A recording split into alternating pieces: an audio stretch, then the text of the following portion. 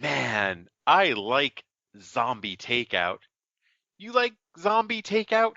Well, I've never really heard zombie takeout before. You've never heard zombie takeout before? My dad listens to Trailer Clash. Ah, the king of podcasts.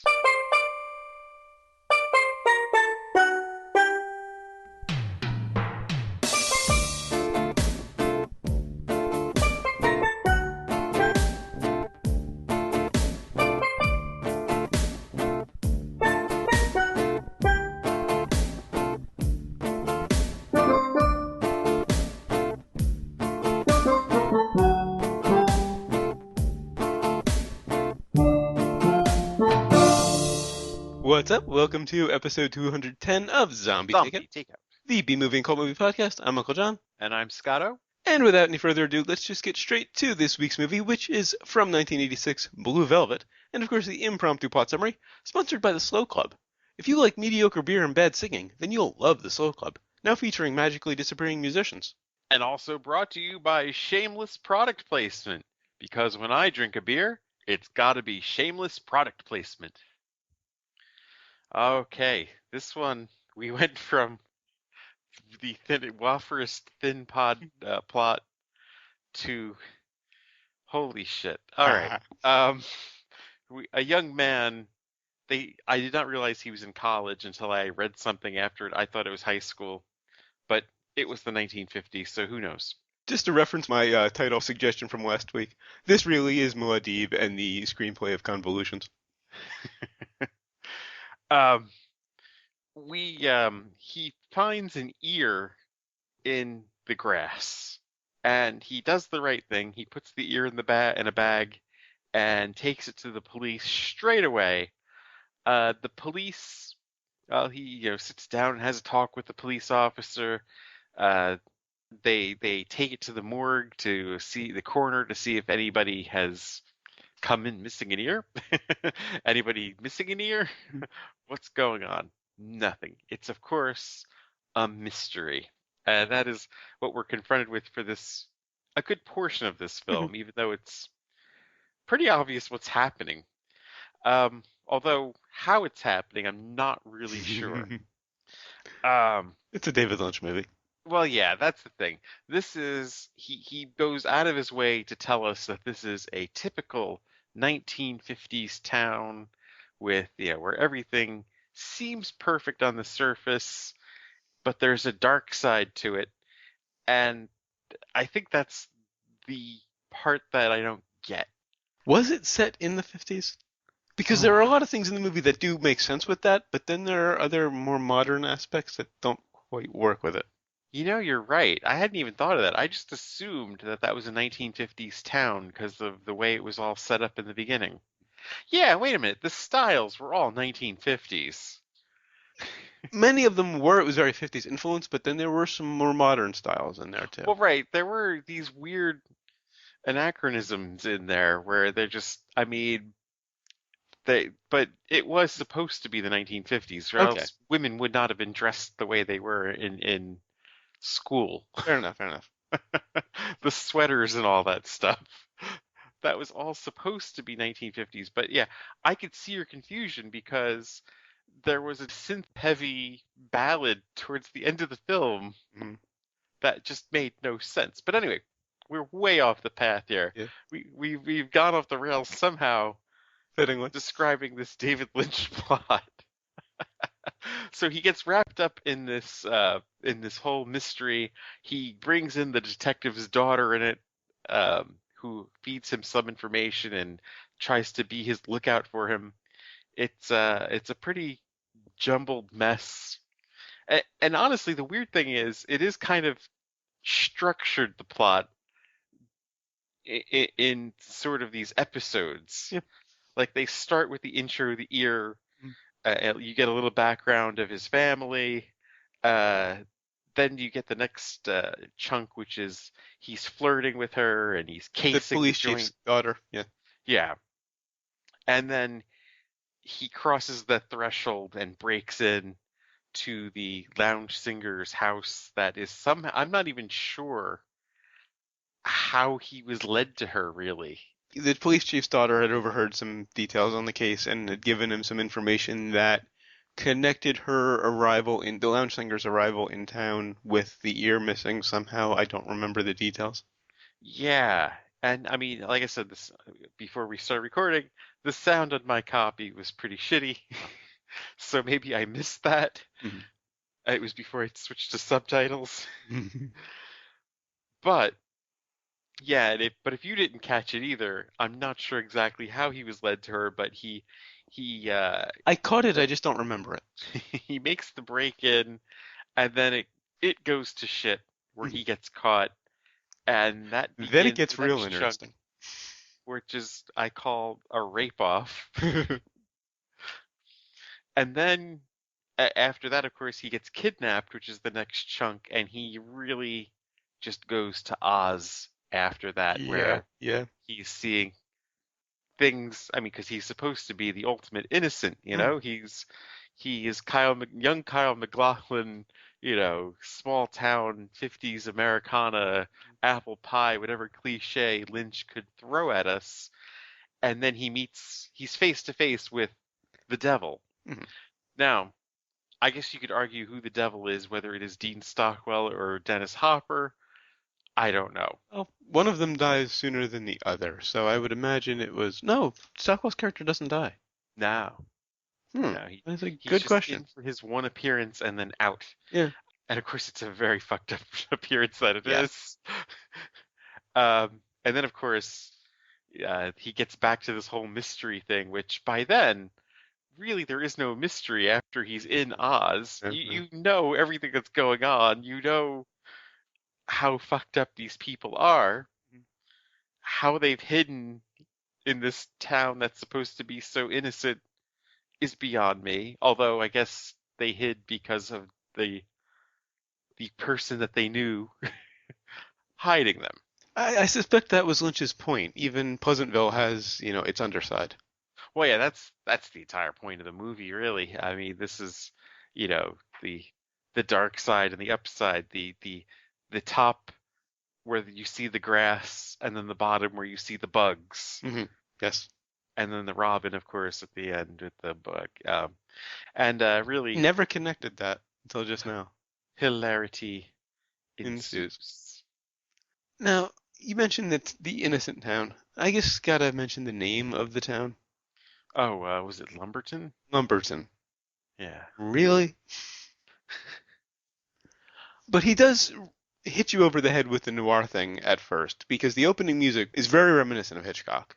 Well, I mean, there's nothing subtle about this. Yeah, This yeah. is an absolute mallet of storytelling. Yeah. Um, we get it. Blue Velvet. Uh, I mean, it's waved in our faces. And there was something toward the beginning of the film that kind of bugged me that makes sense now. A lot Hmm. of the dialogue was very stilted and the acting was kind of iffy. And from some people who were definitely better than their performances. Oh yeah. But then you get to the underside and it picks up and the acting gets better. And it gets much more naturalistic. And I think that was an attempt to show how sort of excessively innocent the town was. Right. You get this whole, and I almost said Back to the Future, but this is kind of, well, I guess it's about the same time as Back to the Future. It is indeed set in the 50s, yeah. Yeah. I was gonna say it came a year after, but this script apparently had been floating around Oh, Hollywood yeah. For quite for a some time. good 15 years. Yeah. So who knows? And I gotta admit, at least it doesn't waste any time getting to the plot. Yeah, for a 2 hour movie, it is very tightly wound. Like those chunks of story, how I broke that down. That is really how the film works. Within the first half hour, he's starting to get into Oz. Well, yeah, 15 minutes, then another 15, and yeah, they're casing the joint after the first 15 minutes, Hmm. you know? Yeah. So they're easing us in, but not making it painful. Mhm. Although the way he found the ear on paper works, but in execution it was very forced. He's cutting through a plot of land that has this little shack on it, In this bottle, in this backstop, it's a stone throwing target. And he's picking up stones to throw at it. And then on his way back, he stops there again, picks up some stones, and finds the ear. On paper, that works. That makes a lot of sense. That's a very smooth way of having him find it. In the movie, it seemed really obvious and a very heavy plot point. Oh, look, an ear. Yeah. You know, the way he bent over and was obviously looking for just the right stone and found the ear. It just was, I was just waiting for it to happen, in a sense, when it should have been much more natural, much more of a logical progression. However, I did like that Sandy was kind of the voice of reason, the police chief's daughter. Yeah. Whenever his plans got really insane, she was basically the voice of the audience saying, "You're really gonna do that?" That was refreshing because you have the whole Gatorade thing where it's just like, what's crazy about that? Right. Where everybody just agrees with the protagonist about going off on the quest. Yes, you have one person saying like, why would we do this? Almost fell out of my chair laughing when she said that about breaking into the lounge singer's house. Although I did think it was odd that she was drinking at the slow club because she's a high school student, high school senior, well, presumably a senior. That's what I thought too. I thought these were high school students. Well, she is a high school student. And someone online said they were. Oh, she was a high school student. He was a college student. I did not. Okay. They went to the high school at the same time. They knew each other. So he's, at least a couple of years older. Okay. Now it makes sense. I didn't realize it was set in the 50s. So I looked up when the drinking age was changed. It was changed in 84. Yeah. It was raised from 18 to 21. Yeah, my sister's generation had it so much better. So, as long as it's before 84, that works that she's drinking in the club. But it just struck me as odd. It wasn't viewed as that much of a big deal until like the 80s. Mm-hmm. A lot of stuff with alcohol was not viewed as big a deal. I mean, they would give it to us as kids, in the 70s. Yeah, same here. There and was in the nothing, 80s. Yeah, at least family. At well, family. Right. There was really nothing looked on about it. Then it all went to shit. And speaking of it all went to shit, well, I wouldn't say it went to shit, but just got real weird. The scene in the slow club.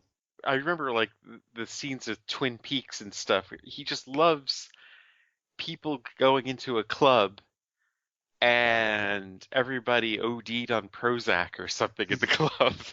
See, I only watched a couple of episodes of Twin Peaks and never really got into it. Me neither. But that's what I remember when I see. They were in some biker bar in Twin Peaks, and they were just slow dancing to that Twin Peaks theme song, which, of course, I mean, he's just doing to be weird. So, I mean, that was the thought I had at the time. I'm watching, he's just doing this to be weird. And okay, it starts with her drinking, which seemed odd, but okay. Makes sense if you look at it in the right time frame. And then we have probably the most egregious product placement we have ever witnessed on this show. That intro we did changed every occurrence of zombie takeout to Heineken, and Trailer Clash changed to, was it Miller or Budweiser? Budweiser, King of Beers. That was literally the dialogue. There was a Heineken ad right in the middle, and then later in the film, he says he likes Heineken, and Hopper's character, the villain, says Heineken is shit. Pabst, Blue Ribbon. Right. Pabst, Blue Ribbon. Lynch must have gotten a lot of beer money to make this movie. Oh, yeah. And really, now that we're talking about the party scene and the beer and all that, sampled by 3 different artists. A lot of that dialogue. Do you remember? Well, I don't know if you're familiar with all of them, but can you name them? I didn't notice any of those. There was a scene after the whole Joyride that I think Nine Inch Nails sampled. Oh wow, I missed that. Some of the background noises when he woke up after the Joyride sounded like the beginning of Head Like a Hole. But I didn't catch any of the dialogue. No. Let's see. First, of course, the most obvious. Hurry and let's hit the fucking road. Oh, okay, you put it like that, yes. Ministries, Jesus Built My Hot Rod, of course. Mm-hmm. And I was like, God damn, I could not place Dennis Hopper's voice. And he used Dennis Hopper on the same album, Ah. NWO, Mhm. It's All Right, Yeah. from Apocalypse Now. So he's got two Dennis Hopper sound bites on the album. Mhm. The other one from this movie, we have the whole warm beer, I hate warm beer thing. It was sampled by Mr. Bungle. Okay. It's just kind of in the background at the end of the I think it was Squeeze Me Macaroni at the very end where they're just like yelling in this whole cacophony thing, Mhm. and he's got that playing. And then Anthrax, actually this is from a different scene. Anthrax had sampled the "I can still hear your fucking radio" for "I Am the Man." Oh, it's been ages since I've heard I'm the Man. I just happened to hear it today. I was like, oh my god, it's another Blue Velvet sound. Oh, wow. So Ministry, Mr. Bungle, Mhm. Anthrax, and you think Nine Inch Nails too, huh? Go back and listen to the background sounds when he wakes up, in the middle of that sort of industrial area. Okay, I think I know what you're talking about, and yeah, I'll take a look. I'll take a listen for it. And so now we come to why that Mhm. all these artists have sampled from this particular part of the film. Dean fucking Stockwell. Well, Dean fucking Stockwell, and also Hopper, Yeah, because this is one of Hopper's best performances, I think. I absolutely despised his character, yeah. but that's just a testament to his genius in the role, because I normally like his characters. I mean, they say this revived his career. Oh, yeah. That his career is pretty dead at this point. Mhm. But Dean Stockwell, yeah, I've never seen him playing that far out of type. No. It took me a second to realize that it was him. I'm like, that looks an awful lot. Holy shit, that is. All right, so let's lay the picture on them. Mhm. We will give them that. Yeah. He had very white makeup, like a pale face. He had lipstick, and he had this nice pearl earring kind of Hanging down. wrapped around the back Oh, no, of he had a the ear. cuff. It was a cuff, Yeah.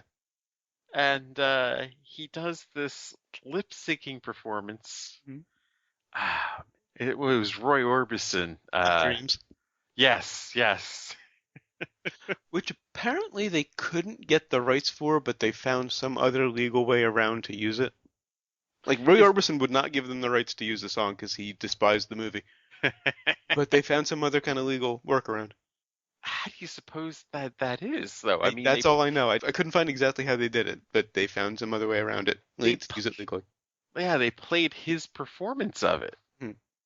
And really, there's only three songs in the whole fucking movie if you think about it.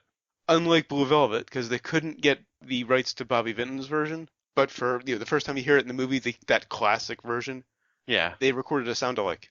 Oh, wow. They used the exact same orchestration. They found someone who could do a dead-on impression, and that was recorded for the movie. That was not Bobby Vinton's version. And then, of course, there's Isabella Rossellini's version. See my sponsor. Yeah. Oh, and about that scene, just one little thing. Okay, she starts off singing. She's got a piano player, a guitarist, a bassist, drummer, and a sax player. By How the they end go. of the song, everybody but the piano player has disappeared. Yeah, David Lynch doesn't like to play by the rules. I just thought it was, again, really obvious that these four musicians just disappeared in the middle of a song. And she's still singing Blue Velvet. It's not like it's later in the set. Well, right. That's all she sings. Same song. Somehow, they didn't just stop playing, they left the stage. The drum kit left the stage. She does just sing that one song Hmm. again and again. Thankfully, she doesn't try to sing anything else. Yeah, I don't know what else. I mean, Hmm. I think there was a reason for that. I mean, this was, she was mostly just known as a model. And a spokesperson, yeah. Yeah, at this point. And this was MacLachlan's only his second role. Dune was his first, and then this. Yes. He starts with two David Lynch movies, and he still manages to have a career. Wow. Well, I actually, think let's look at his career. that's why he has a career, because Yeah, he Lynch. does take chances. Well, and he's worked with Lynch multiple times. This Dune, Twin Peaks. You don't have to worry about keeping the perfect reputation, I Yeah. mean, he's just he can do what he wants. Actually, Um, the only thing I can think of that wasn't Lynch was Showgirls. yeah, I could see us doing a couple of his other movies when I looked at his Yeah, IMDb. yeah. Eraserhead's kind of a classic, even though I'm not real eager to see it. I was thinking McLaughlin, Oh, oh, oh. but for Lynch, yeah, we probably will wind up doing Eraserhead one of these days. What are you thinking with McLaughlin? Well, McLaughlin, there was the third movie he did after this. I think I remember seeing that from back in the day, The Hidden. Okay. Not familiar with it. And then the other one, if we ever want to do a Shakespearean trilogy, Mm, it's Ethan Hawke's Hamlet, okay. We could do plenty of Shakespeare if we want to where go where he there. played Claudius. Now, just getting back to the movie. Again, like I said, Hopper's best performance that I've seen. His character was incredibly disturbing, and I basically wanted him dead after his first scene. I don't know. I'm still a sucker for Apocalypse Now, but that wasn't really acting. I mean, that was a man really coked out of his mind when he was doing Apocalypse Now. Now, several of the actors who were considered for the role of Frank found the character too repulsive and intense. Hopper, by contrast, is reported to have exclaimed, "I've got to play Frank because I am Frank." I almost feel he reprises this role in True Romance Mhm, in a way. I mean, it's a bit more subtle in True mhm. Romance. It's a bit more reined in. I don't think you could get less subtle than this movie. Yeah, right. That's right. This movie is all just about letting it out, quite literally. Mhm. Incidentally, after the commercial and critical failure of Lynch's Dune in '84, he made attempts at developing a more personal story, somewhat characteristic of the surreal style he developed with his debut, Eraserhead. A more personal story. Well, I guess it's about growing up in that small town. Mm. Yeah, I suppose so, yeah. The film story originated from three ideas that crystallized the filmmaker's mind over a period of time, starting as early as 1973. The first was only a feeling in the title Blue Velvet. Lynch told Cineast in 1987, the second idea was an image of a severed human ear lying in a field. I don't know why it had to be an ear, except that it needed to be an opening of a part of an opening of the part of the body, a hole into something else. The ear sits on the head that goes right into the mind, so it felt perfect. Lynch remarked in an interview, quote, "The third idea was Bobby Vinton's classic rendition of the song Blue Velvet and the mood that came with that song, a mood, a time, and things that were of that time. So maybe it was set in the 50s. Oh yeah, yeah, it definitely was. The way that the kids were dressed. Yeah, yeah. There were a few anachronisms that just Oh took that away, yeah, took oh me out yeah, of like that. that whole party scene Hmm. when they with the kids Yeah, when yeah. they go to the kids party, it really lost the whole 50s feel. I mean, even though they were dressed for it, they were in a wood paneled room with heavily synthesized music. It it completely went into like a 70s 80s feel, Yeah. which just was very out of place. Also, speaking of the personal story, the scene in which Dorothy appears naked outside was inspired by a real-life experience Lynch had during childhood when he and his older brother saw a naked woman walking down a neighborhood street at night. The experience was so traumatic to the young Lynch that it made him cry, and he's never forgotten it. Now, I normally don't go and read other criticisms before we do the show because I like to give as much of my own criticism as possible. But I needed help with this. Yeah. I I knew there was so much more going on to this than there was, and I had to figure out what the fuck was going on here. Yeah. There's many different theories on this. One of them being that this is an Oedipal uh, Mhm. complex. Yeah, Frank, Hopper's character, definitely had mother issues.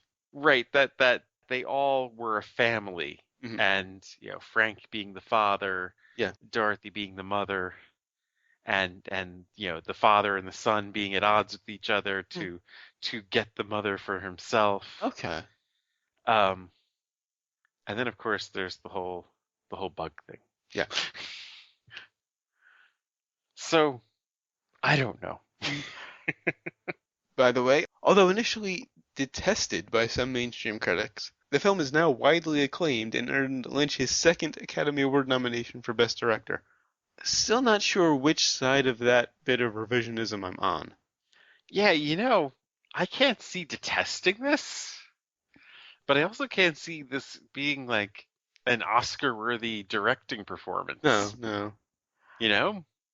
I mean, like I said, when you have so many inconsistencies and just you can say they were intentional, but they didn't come off it that way. They just came off as lazy filmmaking. Yeah, that's the problem. And I mean, we just saw Deathstalker last week, which is the Citizen Kane Of of lazy lazy filmmaking, filmmaking. yeah. Yeah, yeah. And a lot of it was similar. That's why I'm not sure if the bad acting and writing was a trying to make a point about the small town or it was just bad writing and bad acting. I could see the acting being, switching from presentational to realistic being intentional, though. Yeah, yeah. And dialogue that just is a bit too stilted and formal fits the small town. But yeah, there's just something I'm missing here. And I gotta admit, the film did grow on me as it went along because I really kind of hated it up until the joyride scene. Not that I enjoyed it after that, but it pulled me in. I was kind of on the fence, but I do think that the as I termed it, the Hootenanny scene Mhm. is sort of worth the price of admission on its own. Yeah, yeah. I think it might be another case like Black Rainbow where I didn't like it, but I have to respect it. Yeah, yeah, I agree, definitely. Oh, just gotta nitpick one little thing. The whole thing starts because Jeffrey, MacLachlan's character's father, has a stroke at the very beginning of the film, which was a great curveball. You don't see it coming. Right. Except strokes usually paralyze one side of the body, usually the left. This didn't really look to paralyze anything. He was using both arms. True. Yeah, I'm not even sure what that was in the beginning, honestly. According to the Wikipedia, it was a stroke. They didn't say that in the movie, I don't think. Yeah. But it looked kind of like that. So, yeah, they were a little inaccurate. You don't go to a Lynch movie for accuracy. Now, I gotta say, the ending was satisfying, but not as satisfying as it could have been. I think that's where my problem is with this more than anything else. The ending. Mhm. What are we? I mean, all right. So I got only after reading I got the love over the darkness Yeah, and yeah, all yeah. that stuff. But what what have these people grown to from all this? Like Absolutely nothing. exactly what they've stared the devil in the face, Mhm. and now they're back in their 1950s town, in their perfect 1950s town with the Norman Rockwell family, and they're just kind of like, "Whoa, it's a crazy world out there." Ha ha ha. Yeah. I'm In like, fact, "Wait, that line comes back again. He wait, says it what?" early in the movie, and then she says it again at the end. So, yeah, it left me flat, you know? Actually, I was talking about Frank's death. I would have liked to have seen it more slow and painful. He gets shot through the head.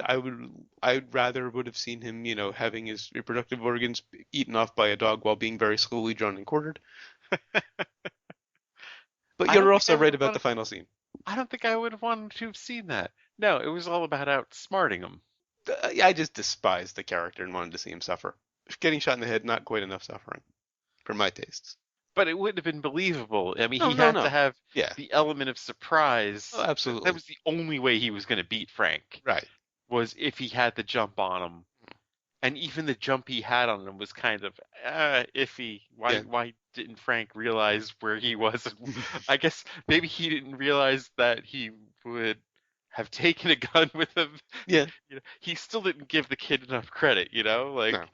he thought he was dumb enough to say on the radio where he was. He thought he was dumb enough to just be sitting there waiting for Frank to come for him. Which kind of gives credence to your the Oedipus analysis. Yeah, the father underestimating the son. Yeah, and I can't take credit for the Oedipus analysis. in over my head, this one. I don't know why. But I still can't get past the acting. It was either completely flat or way over the top. I did like the performances in the end. Like, when you step back and look at the film as a whole, Mm, I think I really do like the performances that were delivered here. I think they were all delivered purposefully. yeah. And I guess that's why Lynch gets the credit that he does for being a good director, because he at least gets the best out of his actors and actresses. Incidentally, he had complete artistic freedom and final cut privileges on the film.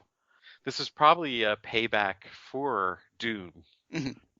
With the stipulation that the filmmaker had to take a salary cut and work with a $6 million budget, and his rough cut was 4 hours long. Holy shit. Don't have it in my notes, but one of the actors they were approaching to play Jeffrey said he wouldn't do it because he considered it pornography. When he saw the final cut, he said he would have done it. Ah, So something is in that remaining 2 hours that is far worse than anything we see in the film. well, my only guess is that when they take the joyride, that there is more to it than that. Yeah, probably. Because when it fade to black, he put lipstick on him, Hmm. and then he was wiping the lipstick off, and I think it went to black after that. Yeah. Who knows what what exists there? Almost surprised there hasn't been a director's cut of this Mm. in the age of director's cut DVDs. Oh, and speaking of Lynch's structure, this is kind of impressive. Jeffrey says I'm in the middle of a mystery exactly halfway through the film. Eh, That had to be on Lynch, and it's very impressive if it was intentional. it couldn't have been on purpose because he cut, unless that was originally 2 hours into the film, which Good I point. couldn't. Yeah. I couldn't see it being 2 hours into the film because Had to be luck then, yeah. yeah, I'm done with my notes. as am I. No sequels. Remakes. Who could pull off a remake? Well, Lynch could just do it again. Lynch could do it again.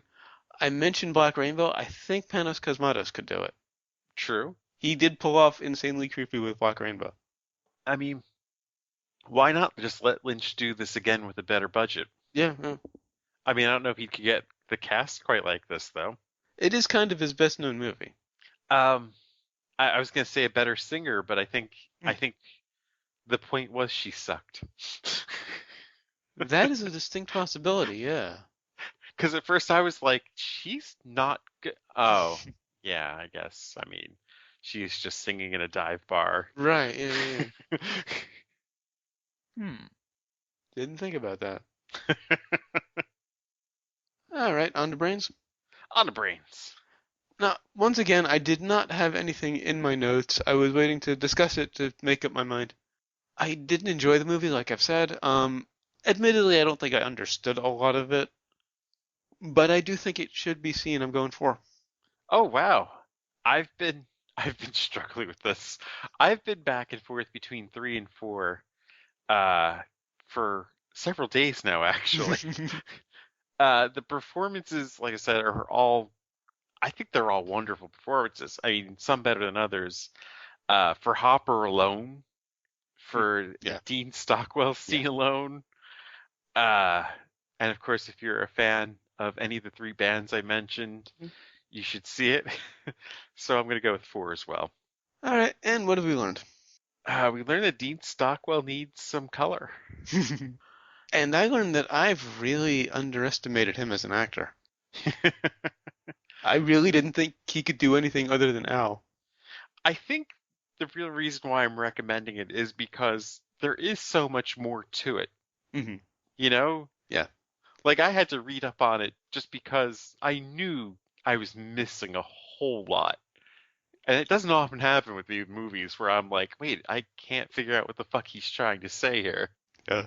Especially when early on we said it was a sledgehammer. Yeah. And yet neither of us was really sure what he's saying. Yeah, because there's only like a little point speck on the end of that sledgehammer that he's trying to deliver to us. Mm. And yet he's delivering to us the entire sledgehammer. Yeah. All right, so until 2 weeks from now, when we'll be reviewing Knights of Badassdom, I have been waiting literally almost 3 years to see this movie. Yeah, I think I've been waiting just as long too. Anything with Dinklage. Speaking of Trailer Clash, I first heard about it when I first started listening to their show. I went back on their archives, and it was early August 2011 when they reviewed the trailer. Wow. And it just came out. I mean, it's not brand new, but it just came out a few months ago. Probably this year. So we're finally getting to it. Like I said, really been looking forward to this. Not sure what my expectations should be, but we'll find out. Until then, go to zombietakeout.com, check out the album art, the episode description, of course, the episode itself, which you're already listening to. Links to find us on Facebook, Twitter, Google+, and YouTube. Links to subscribe via RSS and iTunes. Please leave us a rating and a review at iTunes. We'd really appreciate it. You also find the movie list, every movie we reviewed so far, and every movie we're going to review, up through 217, I believe. The request form, if you've got a movie you'd like to hear us review, please leave it on the request form. And the recommendations list. I don't think either of us expected it to get there at the beginning of the movie. Yeah. This one is not like a confident recommendation, really, is it? It's not really a recommendation as it's a good movie. It's a recommendation of you got to see this shit Yeah, to that's really true. get your head around it. You can also email us at zombietakeout@gmail.com or leave us a voicemail at 414-368-ZTO1 or for the alpha numerically challenged The king of go fuck yourselves. 414-368-9861. Wasn't sure if you were doing that or some variation of don't fucking look at me. Of course, you will always be calling from the middle of Milwaukee. And until next time, always remember, never forget, wherever you go in life, there you are. There you are. Here's to an interesting experience, huh? I'll drink to that.